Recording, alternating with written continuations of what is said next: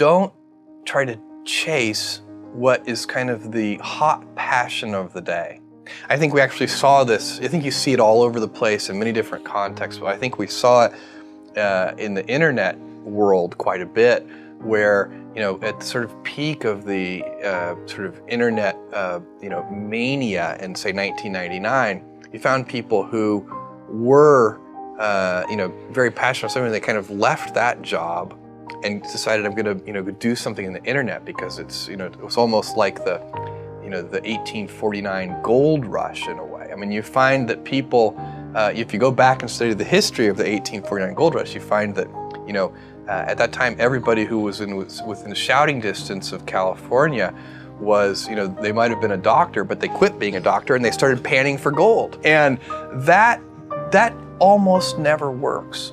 And even if it does work, according to some metric, financial success or whatever it might be, I suspect it leaves you ultimately unsatisfied. So you really need to be very clear with yourself.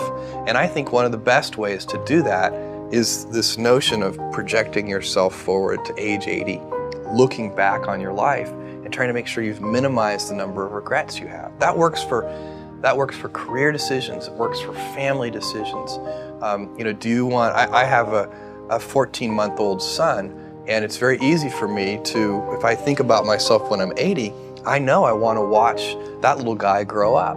And so I don't want to be 80 and think, shoot, I missed that whole thing and I don't have the kind of relationship with my son that I wished I had, and so on and so on. So if you think about that, so I guess another thing that I would recommend to people is that they always take a long-term point of view. And I think this is something about which there's a lot of controversy. There's a lot of people, and I'm just not one of them, believe that you should live for the now. I think what you do is you think about the great expanse of time ahead of you and try to make sure that you're planning for that in a way that's going to leave you ultimately satisfied. So this is just this is the way it works for me. And I mean, everybody needs to find that for themselves. So I think there are a lot of paths to satisfaction, and you need to find one that works for you. You guys will find that you have passions, and having a passion is a gift. I think we all have passions, and you don't get to choose them, they pick you, but you have to be alert to them. You have to be looking for them. And when you find your passion, it's a fantastic gift for you because it gives you direction, it gives you purpose. You can have a job, or you can have a career, or you can have a calling. And the best thing is to have a calling. And if you find your passion, you'll have that, and all your work won't feel like work to you. Many, many kids and many grown-ups do figure out over time what their passions are. And sometimes we let I don't think it's that hard. I think what happens though sometimes is that we let our intellectual selves overrule those passions. And so that's what needs to be guarded against. One of my jobs as the leader of Amazon is to encourage people to be bold. And people love to focus on things that aren't yet working. And that's good, it's human nature. That kind of divine discontent can be very helpful. But it's incredibly hard to get people to take bold bets. And you need to encourage that. And if you're going to take bold bets, they're going to be experiments. And if they're experiments, you don't know ahead of time whether they're going to work. Experiments are by their very nature prone to failure. But a few big successes compensate for dozens and dozens of things that didn't work. So, bold bets, AWS, Kindle, Amazon Prime, our third-party seller business, all of those things are examples of bold bets that did work, and they pay for a lot of experiments.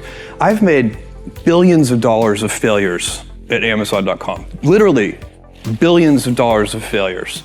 And you might remember Pets.com or Cosmo, or give myself a root canal with no anesthesia very easily. None of those things are fun, but they don't matter. What really matters is companies that don't continue to experiment, companies that don't embrace failure, they eventually get in a desperate position where the only thing they can do is make a kind of Hail Mary bet at the very end of their corporate existence. Whereas companies that are, making bets all along, even, big bets, but not bet the company bets. I don't believe in bet the company bets. That's when you're desperate. That's the last thing you can do. It's not, you could be out of work and have terrible work-life balance. Even though you've got all the time in the world, you could just feel like, oh my God, I'm miserable, and you would be draining energy. And so you have to find that harmony. It's a much better word. And I think for most people, it's about meaning. People want to know that they're doing something interesting and useful. And for us, because of the challenges that we have chosen for ourselves, we get to work in the future, and it's super fun to work in the future for the right kind of person. You need to be nimble and robust. So you need to be able to take a punch, and you also need to be quick and innovative and doing new things at a high speed. That's the best defense against the future.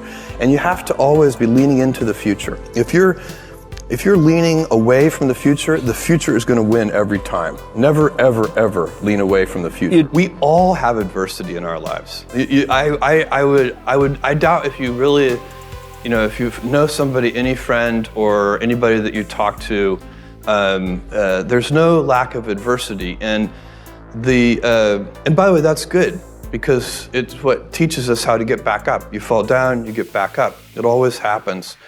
And you get certain gifts in life, and you want to take advantage of those. But I guess my advice on adversity and success would be to be proud not of your gifts, but of your hard work and your choices. So, you may be, the kinds of gifts you get in life, you might be really good at math. It might be really easy for you. That's a kind of gift. But practicing that math and taking it to the next step, that could be very challenging and hard, and take a lot of sweat. That's a choice. You can't really be proud of your gifts because they were given to you. You can be grateful for them and thankful for them. But your choices, you choose to work hard. You choose to do hard things. Those are choices that you can be proud of. Being an inventor requires, because the world is so complicated, you have to be a domain expert. I mean, in a way, even if you're not at the beginning, you have to learn enough so that you become a domain expert. But the danger is, once you become a domain expert, you can be trapped by that knowledge.